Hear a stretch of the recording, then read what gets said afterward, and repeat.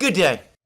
Today is Thursday, 18th September 2025, and as you can all see, I am in my accommodation in Chicago in the United States, in one of the most beautiful and extraordinary buildings, if I may say, where my hosts have accommodated me right in the center of Chicago, not far from the lake, Lake Michigan.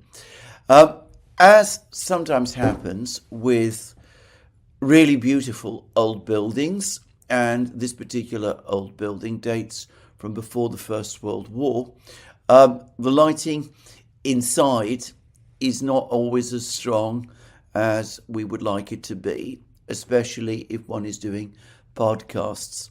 So I am conscious that you're seeing me in somewhat murky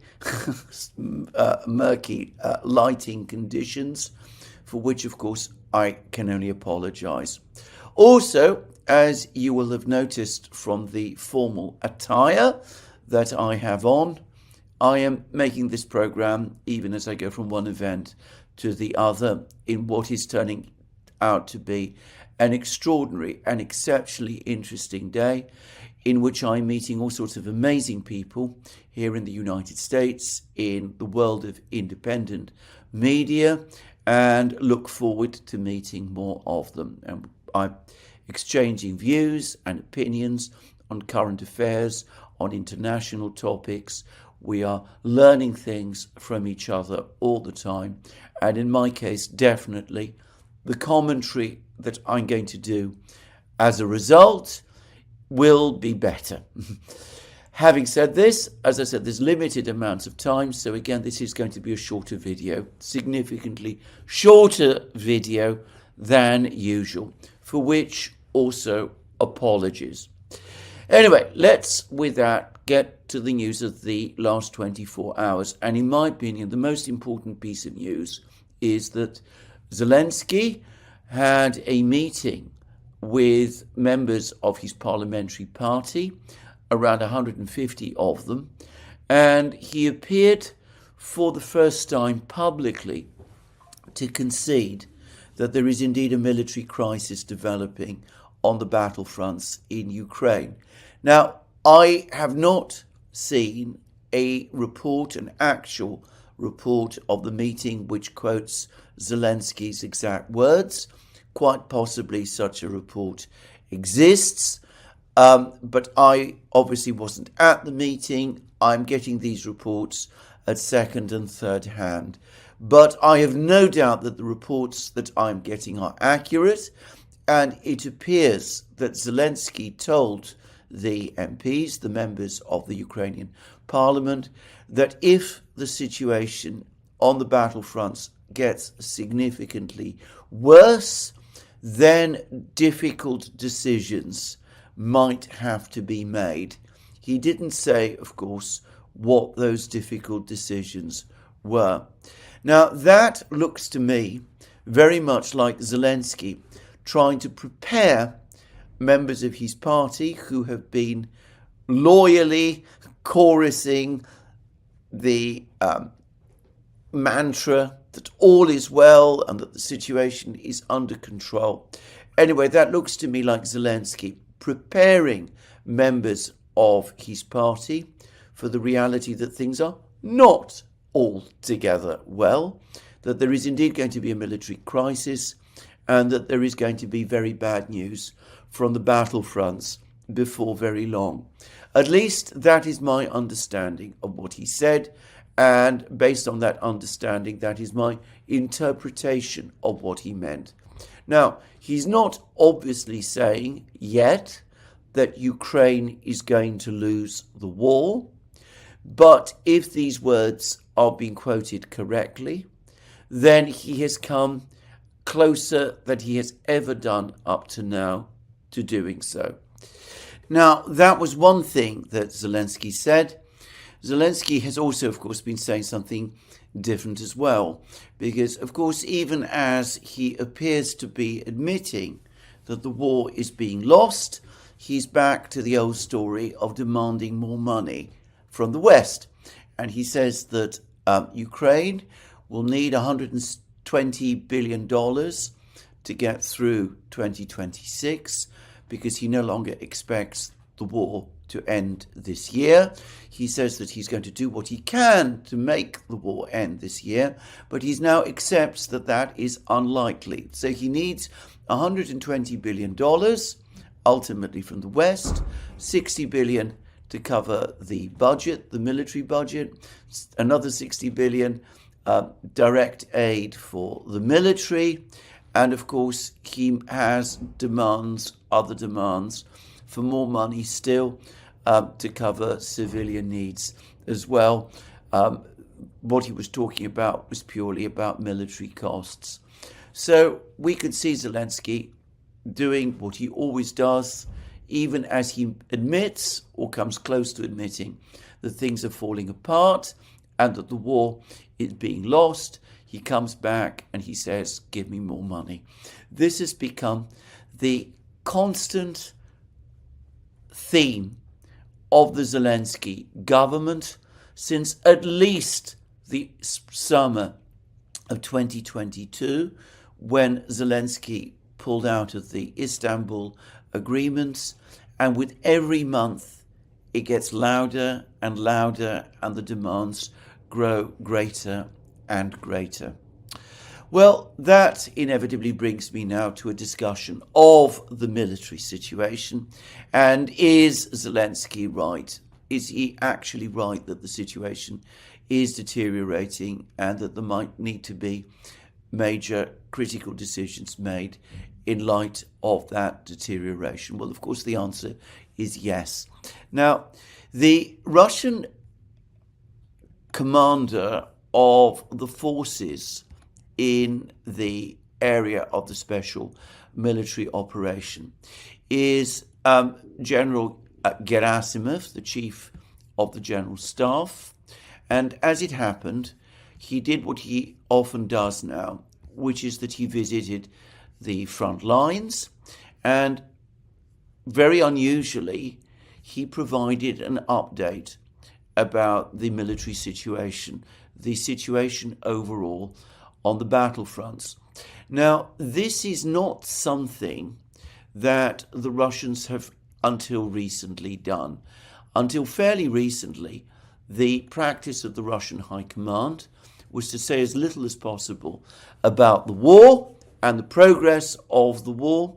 That Gerasimov always used to be very, very tight-lipped about the situation. About 2 weeks ago, suddenly, over the course of a discussion about military affairs, general military affairs, chaired by the Defense Minister Andrei Belousov, Gerasimov gave a detailed military update combined with maps telling us about what the military situation on the battlefronts was. And now, a short time later, he's done it again, though obviously to a more limited extent. And I'm going to read how the Russian Defense Ministry sums up what Gerasimov has been saying, what Gerasimov's view about the overall military situation is. Our troops in the Special Military Operations Zone are advancing on almost all fronts. The most intensive fighting takes place in the Pakrovsk direction, where the enemy is unsuccessfully trying to halt our advance and seize the initiative by any means, regardless of losses. To this end, the Ukrainian command has redeployed the most trained and combat-ready units to the Pakrovsk direction, to the detriment of other areas. Such actions are facilitating the advance of our troops in other directions of the front. The Zapad group of forces is advancing in the city of Kupiansk. Advance is progressing successfully in the direction of Krasny Liman. He means the town of Liman, where the liberation of Kirovsk, I believe this is the village of Shandrikalova, is close to completion. Our troops have entered the village of Yampol and did so yesterday, and are now conducting combat operations there. We have completely driven the enemy out of the Serebianka forest. Assault units of the Yug group of forces are advancing in the village of Siversk. In other words, there's a battle underway inside Siversk itself. In the Alexandro Kalinovo direction, this is an area to the southwest of Konstantinovka, fighting is ongoing in the immediate vicinity of Konstantinovka, and our troops have entered Plusheevka. The destruction of the enemy blocked, in other words trapped, south of the Kliban-Bek reservoir continues. The Vostok group of forces continues its advance in Dnipropetrovsk and Zaporozhye regions. I would like to highlight the role of Marine units in achieving the tasks of the special military operation. In the battles near Ugledar and in Kursk, the Marines proved their superiority over the enemy and demonstrated the finest qualities of the Russian military: courage, heroism, and fortitude. There is full confidence that all the tasks assigned to you will be successfully completed. And then we're told that at the conclusion of the meeting, General Gerasimov summarized the interim results with the command of the center group of forces. These are the people who are storming Pokrovsk, and set new tasks for that direction. The chief of the general staff also presented state awards to the servicemen who distinguished themselves most in the liberation of the Donetsk People's Republic, and thanked them for their valor and courage in carrying out combat operations. Now, that is a detailed account of the military situation. And, well, if you've been following these programs, if you've been keeping track of the military updates we have been providing on the Duran, you will not find here very much that is new. But it does appear to confirm a lot of the information that we have been receiving and which we have been getting and which we have been publishing both here on this channel and also on the Duran itself. So the main battle, the heaviest fighting, is taking place in and around Pokrovsk. And here we have had a lot more information, and the information we are getting strongly supports the claims that were made about a week ago by Redovka, the Russian newspaper, that the Russians are either close to capturing or have already captured most of western Pokrovsk. Now, we've finally starting to get video footage. It shows Russian troops within Pokrovsk in precisely those areas where Redovka had placed them, and it looks as if the battle in Pokrovsk is actually approaching a crisis, with the Russians now both in the center of Pokrovsk, controlling the main roads leading into Pokrovsk from the west, which of course creates a supply crisis for the Ukrainian troops in central and southeastern Pokrovsk, where the heaviest fortifications and the higher buildings are located, and which suggests that the Battle of Pokrovsk is drawing steadily to its climactic moment, and ultimately, one suspects, to its inevitable conclusion. There's been a lot said about the situation in Kupiansk and in Zaporozhye.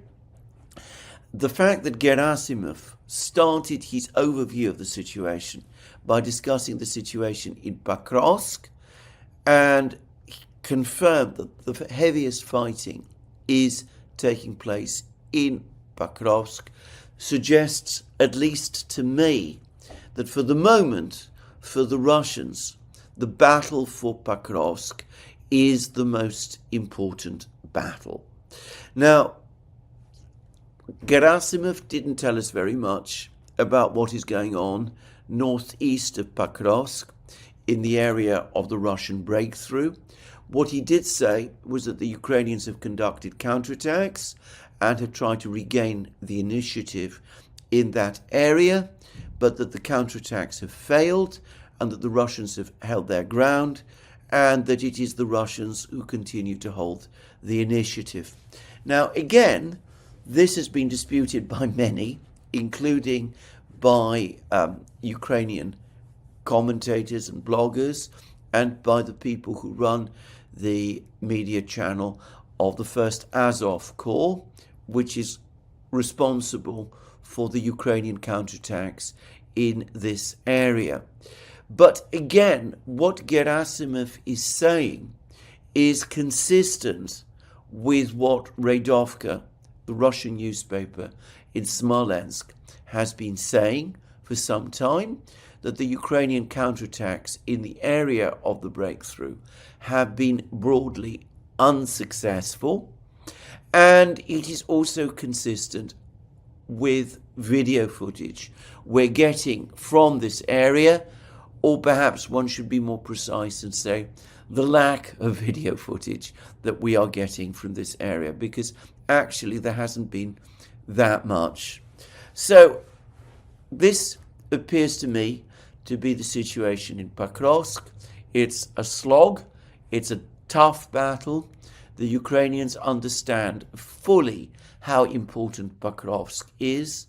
They understand that if Pokrovsk falls, their entire front line will start to collapse.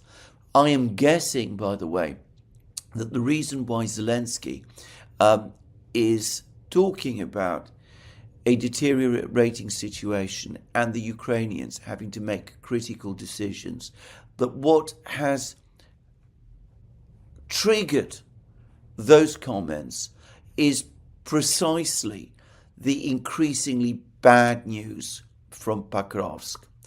And anyway, we will see how the situation develops there over the next couple of days. But there are reports that the Russians have transferred more troops to this area, specifically to that they've transferred the 8th Army, perhaps 10,000-20,000 men, to reinforce their forces in the northeast area of Pokrovsk. I am going to make a guess that when the Ukrainian counterattack has run its course, the Russians will themselves go onto the attack in the northeast Pokrovsk area, relying on these fresh troops who have now been introduced to the battle. And in the meantime, the Russians will continue to clear the rest of the city of Pokrovsk itself, and will take steps to defeat the Ukrainian garrison that is located there. So that is one thing that Gerasimov has told us. Now, he has told us other things too. He's talked about the situation in the Konstantinovka area. Now, here, it must be said that what he is saying is consistent with what most of the mapping projects have been saying, that the Russians have indeed cleared territory to the east of Konstantinovka. This is where this village of Plosheyevka that he mentioned is located. Gerasimov also spoke about the Ukrainian troops south of the Kliban-Bek area being in a cauldron, and about the Russians needing to do more to basically end their resistance there. And I suspect there's going to be more fighting in this area too, but this is consistent with what we've been getting from the mapping projects. Now, Gerasimov also confirmed the reports, which are now coming from the Ukrainians as well, that the Ukrainians have been entirely pushed out of the Serebyanka and I believe also the adjoining Kremenaya forests. He says he's repeated again the claim that fighting is underway inside the town limits of Siversk itself. He hasn't provided much detail, and there's a lot of confusing information coming from this area. There's drone footage that the Russians have been releasing, which shows heavy bombing in Siversk itself, which could be consistent with fighting going on in Siversk. And we've also had Ukrainian mapping projects like DS, Deep State, showing large belts of territory immediately to the north of Siversk in the grey zone. In other words, contested by the Ukrainians and by the Russians. So it's clear that there is a lot of fighting going on in this area. My own guess is that, as happened with Ugledar last October, Siversk is effectively encircled. In fact, it is probably now too late for the Ukrainians to withdraw their garrison from there. And, well, Gerasimov also confirms that the Russians have entered the village of Yampol. I think when he said that the Russians have entered Yampol, he means the central part of Yampol, not some agricultural buildings located immediately to the north of this town.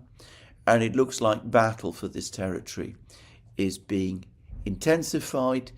And, well, of course, if Yampol is indeed captured by the Russians, as I am sure it will be, then it is indeed the case that the garrison in Siversk is in a trap.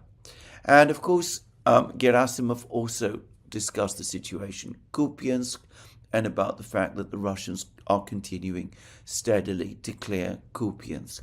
Now, over the last 3 weeks or so, I have speculated that the Ukrainians might withdraw from Kupiansk and Siversk. Always we come back to this. I've always looked at the situation of Ukrainian troops in town after town, village after village. I've wrestled with myself trying to understand why Zelensky, because ultimately it is he, insists on keeping them there. The result is that they stay there. They're below the Kliban-Bik reservoir, where they should have been evacuated from weeks ago. They're still in Siversk, which, as I said, is essentially encircled. They're still in Kupiansk, which is also essentially encircled. It's almost certain now that it is virtually impossible for the Ukrainians to evacuate their troops from these places. Probably some brave souls will escape, but there will be very few, and most of the others who do will be caught out in the open on the increasingly cold and wet fields and forests hunted by the Russian drones and the Russian infantry.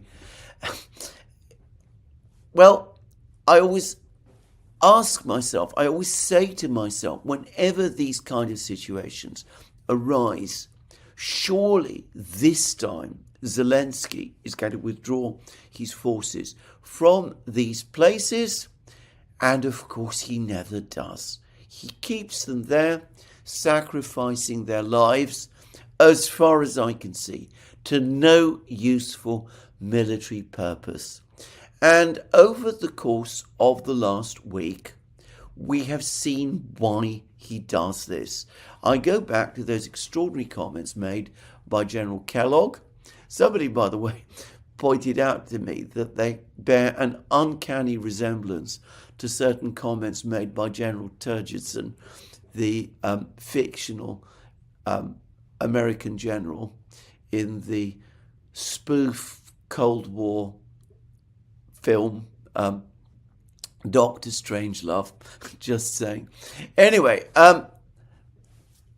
Kellogg telling us that the Ukrainians are winning, that the Russians are useless, that The Russians talk a big game. General Turgidson in Dr. Strangelove said exactly the same thing. The Russians talk a big game, but basically they're short of tech, and that the Americans could whip their ass and all of that. That's what General Kellogg said. And as has been pointed out by myself on these programs, by Alex and myself on the Duran, and perhaps most effectively by Alex on his channel, Alex Christoforou on his channel. It's now absolutely clear that General Kellogg is getting his understanding of the war and of what is happening in the war from Zelensky and the Ukrainians. Apparently it never crosses his mind that they might be telling him anything less than the whole truth. And he passes this on to President Trump, to Donald Trump. And of course, what Trump hears from Kellogg then goes on to inform his decisions. So this is why Zelensky won't withdraw the troops from Kupiansk, the Klibanbik Reservoir and Siversk until it becomes impossible to do so. Because withdrawing from these towns and these territories would be an admission that Ukraine is not winning the war, that on the contrary, it is losing the war. Lives of soldiers are being sacrificed so that Zelensky can keep stringing Donald Trump along, and they were just as they were being sacrificed before for effectively the same reason, so that Zelensky could string along Joe Biden and other Western leaders, even as he went ahead and did what he continues to do now, which is demand more and more money and more weapons and more economic aid and more of those kind of things. Demands that never cease, never reduce, which on the contrary grow all the time and which by now are completely insatiable. So there it is. That's the reality. Now, of course, because Zelensky won't withdraw troops from undefendable positions, the battles in these positions become astonishingly protracted. That enables people to come forward and say, well, it's taking the Russians very long to capture places like Kupiansk, Siversk, the Klibanbik Reservoir and Pokrovsk. What people who do that never do is ask themselves whether buying time in this way is worth the cost, because the cost in lives is exorbitant and it is getting worse. And to repeat again, I believe I now have an accurate picture of Ukrainian losses. I've explained why in previous programs, and on the basis of my understanding, of my knowledge rather, of Ukrainian losses, well, all I will say is I know exactly how much Ukraine is paying every day for the losses it is suffering to hold on to these impossible, undefendable positions. I read, by the way, a deeply distressing article sent to me by the estimable British historian Jeff Roberts. It was an article about the anguish Ukrainian families feel when bodily remains of dead Ukrainian soldiers are provided to Ukraine by Russia, that many Ukrainian families don't know what has happened to their loved ones on the field of battle. As I want to stress, this article was about the remains of soldiers transferred to Ukraine from Russia, and it spoke about sometimes the problems with identification of the soldiers in question. I'm not going to go into those details. But for me, the saddest thing was reading about the anguish that these families feel because they don't know what has happened to their loved ones. And, well, reading that not only distresses me, but it frankly makes me sometimes, well, angry, more angry than I want to admit. On that topic, I would just say that the person who the Ukrainian authorities are claiming was the assassin of Andrei Parubi, the Ukrainian ultra-nationalist politician and former militia leader, the person who has admitted, by the way, to being the assassin of Parubi. He has explained his reasons for the murder of Parubi, his murder of Parubi. He has explained them on the basis of anger that he feels over the fate of his son, who is, by the way, as far as I understand it, supposedly missing in action. Anyway, that's a few areas of the battlefronts. The other area where things continue to move forward at increasingly rapid speed, only briefly touched on, by the way, by Gerasimov in this update, is the Zaporozhye region, where the Russian advance continues relentlessly.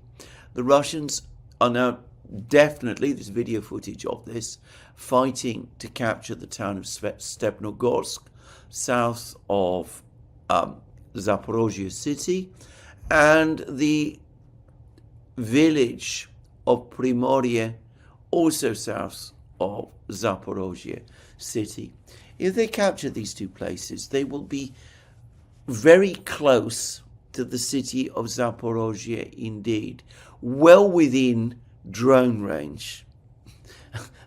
And of course, they will also be in a position to strike Ukrainian convoys and movements along the roads from Zaporozhye eastwards towards the Ukrainian forces that are being pushed back by the Russians as this remorseless Russian advance from the east heading towards Zaporozhye city in the west and to the Dnieper River continues.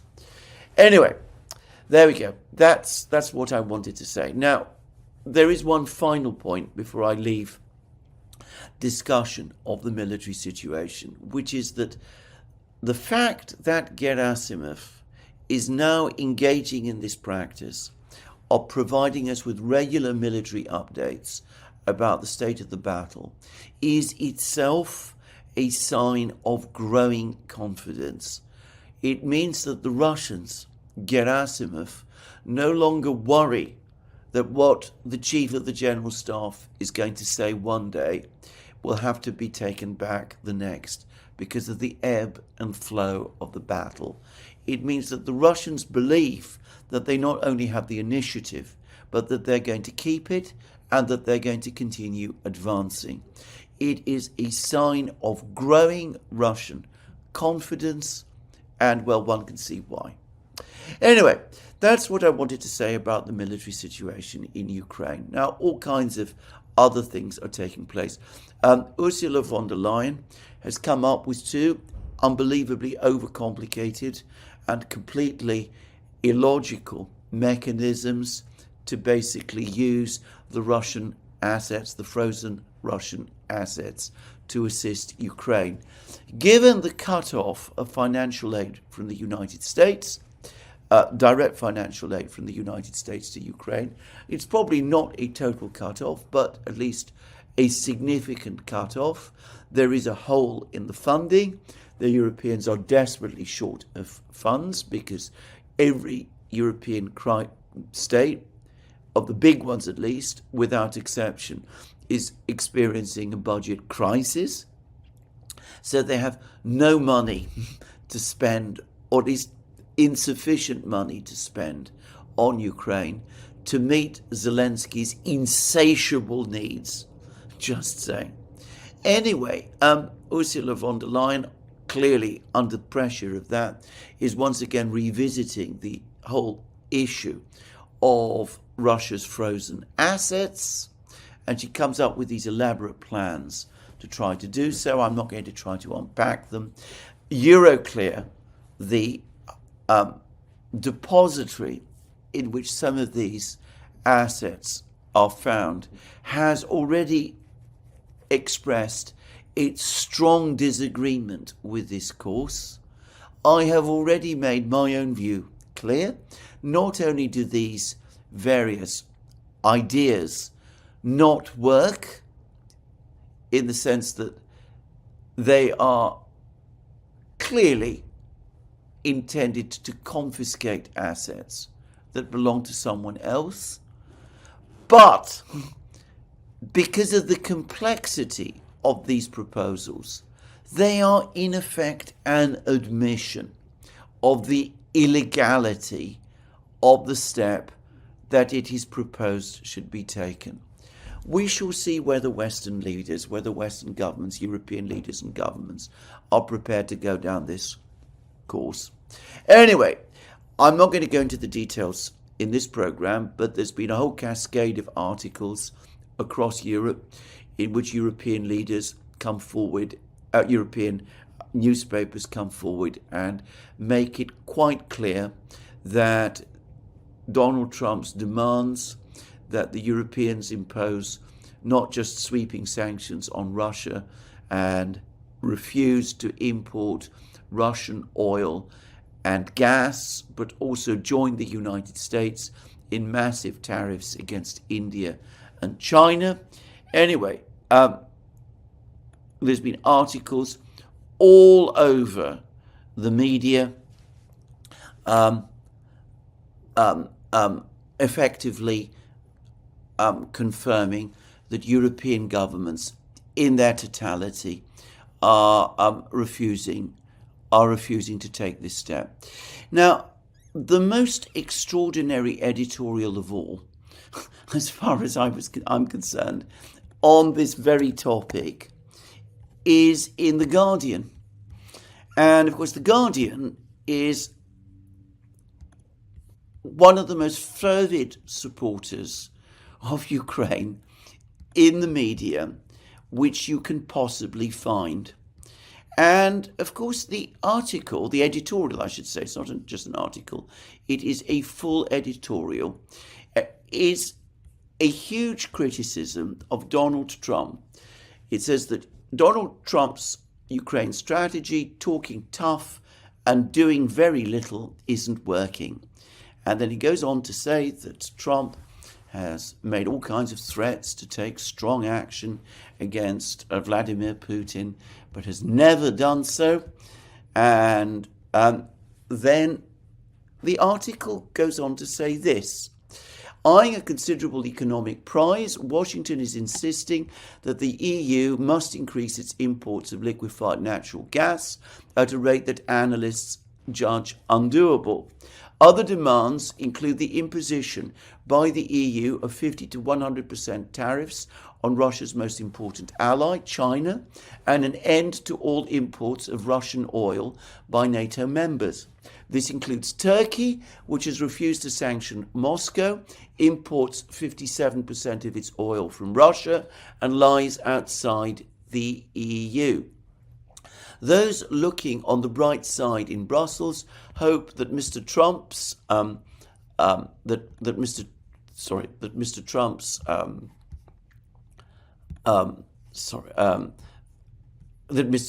visit is going to lead to a change of approach, but of course it won't, and that Mr. Trump's pressure on may persuade MAGA-friendly governments in Hungary and Slovakia to end their deep dependence on Russian energy imports.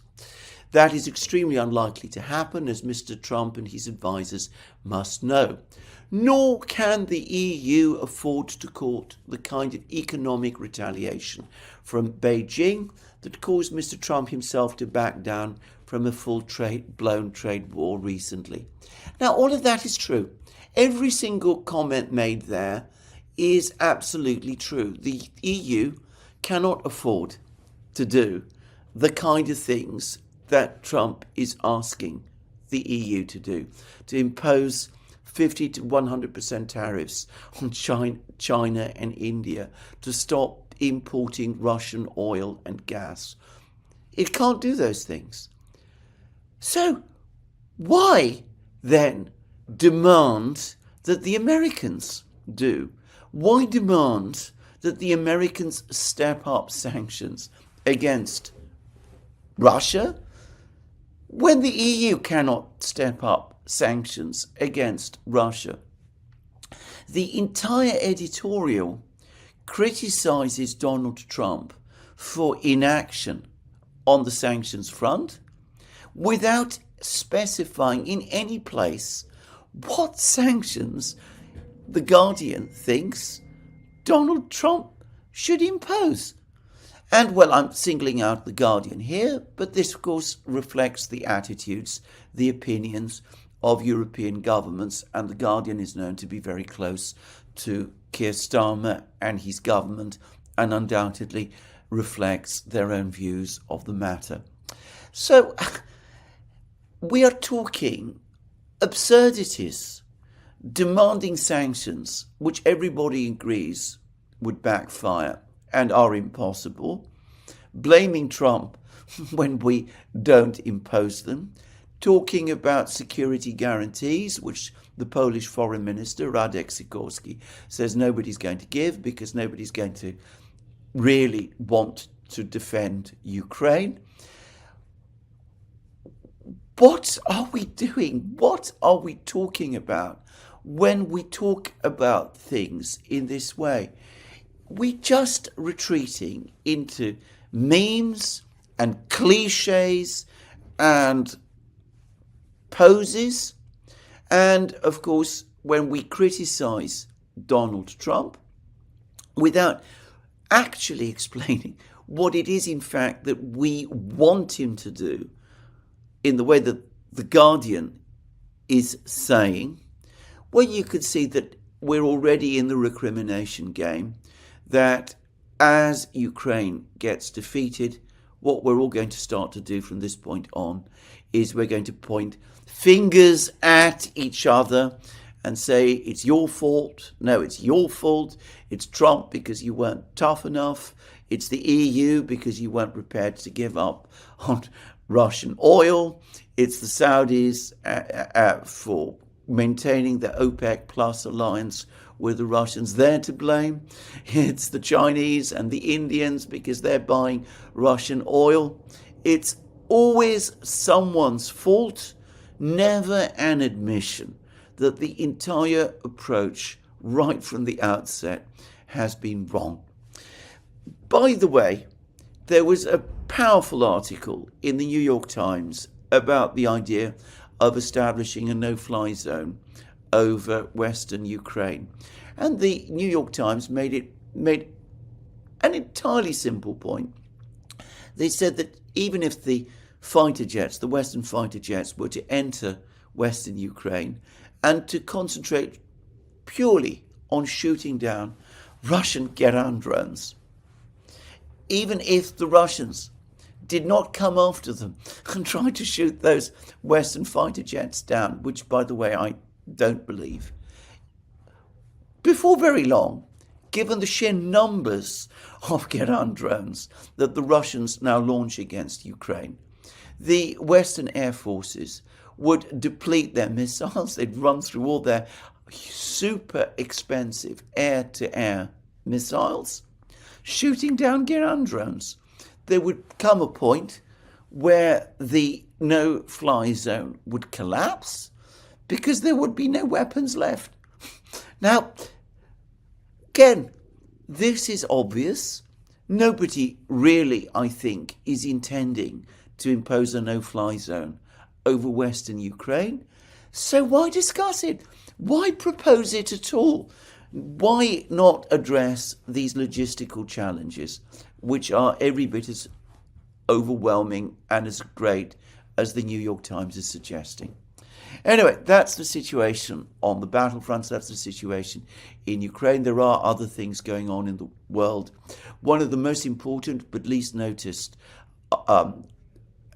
actions that have been taken over the last 24 hours is that the Chinese government has banned Chinese companies from buying chips made by NVIDIA. NVIDIA was offering advanced chips to China, but not so advanced that they would infringe on America's current monopoly of the highest end chips produced, not so far in the United States itself, apparently, but still in Taiwan. Anyway, I'm not going to get into the logistics of it, but the Chinese have rejected imports of these chips that the Americans were offering from NVIDIA, and the Chinese are saying that they're going to develop their own even more advanced chips. And apparently there's increasing evidence that the Chinese are almost on a technological breakout in this area as well. I'm not going to pretend that I have all of the information, not at all, in fact, but I would not be surprised if the Chinese are now very close to getting on top of the ultraviolet lithography process and are close to building machines of that kind themselves.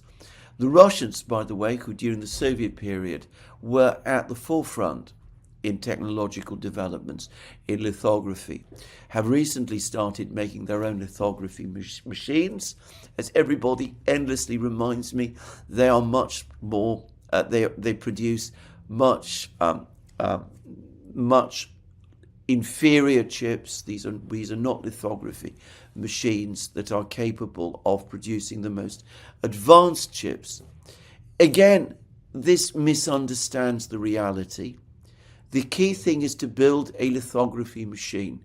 Enormously huge, complicated machines.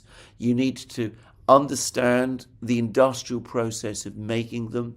You need to establish proper supply chains because the component parts are myriad and many of them are very complex. Once you are able to build one, and obviously the one that the Russians have built is a test run, then you understand what the process is. You can then work through, you can look at all the various components, you can talk to the suppliers, you can upgrade and perfect the machine, and then you can move on. And your next machine will be more advanced, and in the meantime, your laboratories, the ones run by Rosatom, are going to be working on producing machines which approach and perhaps in time will equal the sophistication of the ones being made in the Netherlands and which are operated in Taiwan.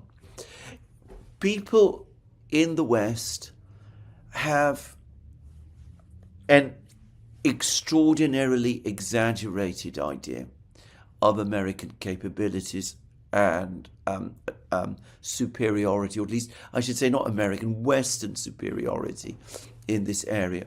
It's very like what happened in the 1940s with nuclear weapons technology.